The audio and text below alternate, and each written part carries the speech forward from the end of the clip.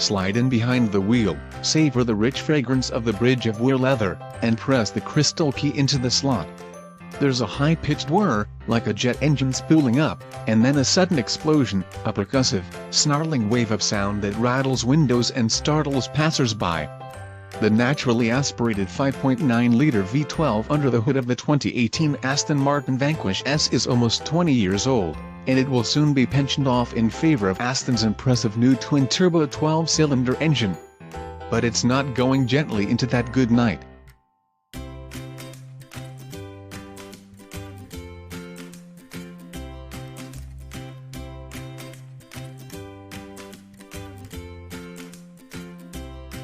And neither is the Vanquish S, the last of the Astons built using hardware that dates back to the original Vanquish launched under Ford Motor Company's ownership in 2001. This car's successor, indeed, a whole new family of Aston Martins to be rolled out over the next 5 years, will be based on the all-new vehicle architecture that made its debut on last year's DB11.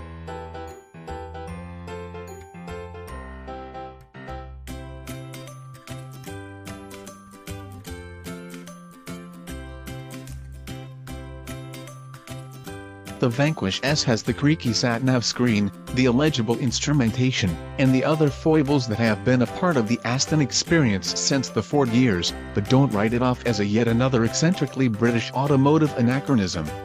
Despite its flaws, it is an achingly beautiful, deeply desirable Super GT. It starts with that engine.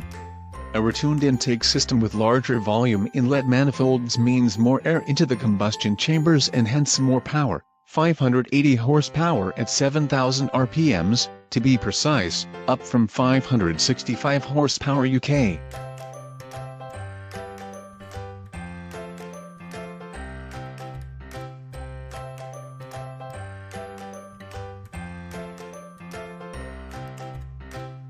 And EU versions are rated at 595 horsepower, thanks to the availability of higher octane pump fuel.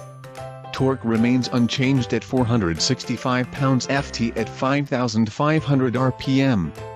Those outputs seem surprisingly anemic against the 600 horsepower and 516 pounds-ft pumped out by the 5.2-liter V12 and the mainstream DB11S, but to judge the Vanquish S engine solely on the numbers is a bit like watching a David Lynch film on mute.